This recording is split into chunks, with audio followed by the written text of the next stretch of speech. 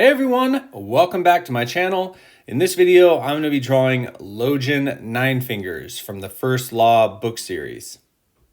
I recently purchased a new tone tan sketchbook, which I'm drawing on right here. This is a Nil-Tech tone tan paper sketchbook. Normally, if you guys have followed my videos, I draw on Strathmore tone tan. The Nil-Tech is really interesting. It's a lot of fun to draw on. It's a little bit smoother surface than the Strathmore tone tan, and the color is a bit warmer. I'll probably do a full review of this sketchbook after I've drawn on a little bit more and experimented with some of my markers and stuff like that a little bit more. But this is really one of the first few drawings I've done in it, and I have to say I'm really liking it. It's always fun to try new materials, especially when it's similar to one I absolutely love, but just slightly different. The pencils I'm using are Nick Pro, and I just randomly bought these off of Amazon, and they were only like 15 bucks. They're lightweight. They're not quite as heavy as the Gear Graph from Pentel, but they are cheaper. But they did great. The nice thing about the kit that I got is they come with different sizes. So a 0.3 lead and a 0.5, which I use the 0.5 and the 0.3 for this drawing. The 0.3, the thinner little lead is really nice. It has a much lighter stroke to it. Only problem is if you press even remotely too hard, it's going to break.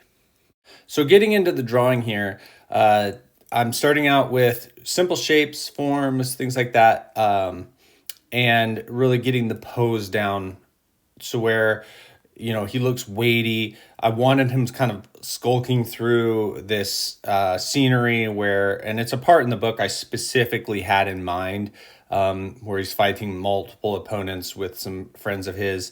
And Logen is he's an awesome character. The way he fights is, he's not just wiping out people with no harm to him. He gets punched in the face, he gets cuts, he gets beat up every time he fights. Kind of like Bruce Willis from Die Hard. He ain't just rolling through people. It's a real fight. The fights are very believable in the book. And so I kind of wanted to capture that. And I wanted to capture, just the brutality of Logen a little bit in the drawing as well. So the pose and things like that are super important when you're starting a drawing like this. I kind of wanted to show him kind of just skulking through these stones. They're big black orbs that kind of sit on this grassy field and stuff.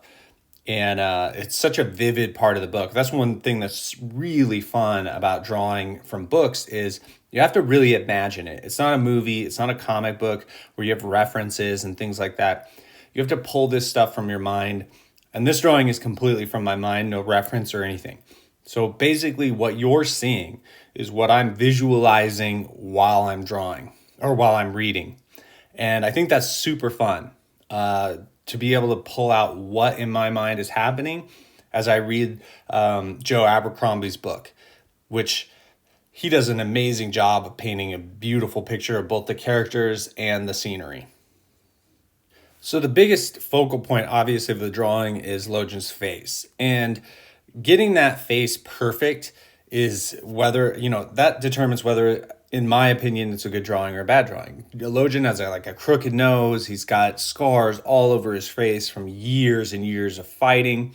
He's this champion of the Northmen. But like I said, he gets his ass kicked in fights. So he's got scars all over his body. And also, the way they describe him in the book, he's not super attractive. One thing sometimes I don't like about art is when the characters are too attractive. There's certain video game styles, Final Fantasy and some of the Asian style video games where the character creators, everybody's a supermodel.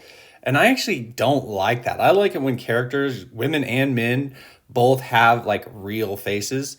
I also prefer that in art. Like Karl Kopinski, who, if you don't follow him, you have to follow him. He's one of the great artists of our generation. Him and Kim Jong, the late Kim Jong, draw really believable faces. You know, some people aren't super attractive. Some people are ugly. It just fleshes out the whole ideas and things like that. It makes them unique, which I like unique over pretty any day. But Logen, he's not an attractive man. They say that multiple times in the book. I mean, he's fairly ugly. He's strong looking and stuff like that, but he isn't beautiful. But he's the main character, right?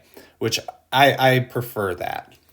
Another influence on this drawing is Frank Frazetta. So if I could have two styles and blend them together, which they're really similar, but Frank Frazetta, Karl Kopinski, I would love to draw like Karl Kopinski, and then also, but do it as paintings as Frank Frazetta did, to add the color in there. And I feel like that would be an amazing style. So I always look at Frank Frazetta's fantasy work. I love the weight and the mood of his paintings so much. So that was also a little bit of influence on this drawing that I kind of wanted to capture. Honestly, when I read a book, like a fantasy book like this, I think I imagine things in Frank Frazetta's style or in Karl Kopinski's style. So I'm rendering here, and to be honest, I get to this fully fledged render part of the drawing, and it would really do me a great service to have references. I think for the next drawing and for future drawings, I'll probably draw Logen again, to be honest, especially as I get through the second book and the third book. But references are super important. I know everybody, all the great artists use references and stuff. I didn't use any references for this, so I'm just guessing at how to render this stuff. And as you can see right there, if you go back in this video a little bit, his face changes.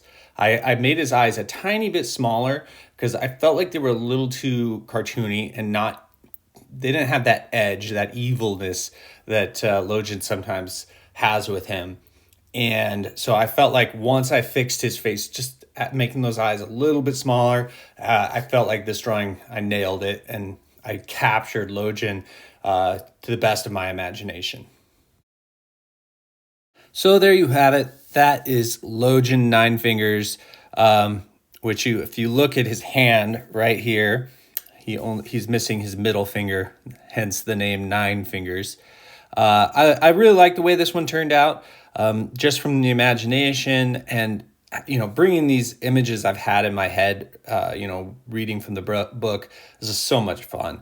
And I plan on doing videos like this in the future. So if you guys have any recommendations, I would love to hear them on how I should do these, but I plan on doing some really cool drawings, some with reference and stuff like that. So hope you guys liked the video. Thanks for watching, and I will catch you guys later.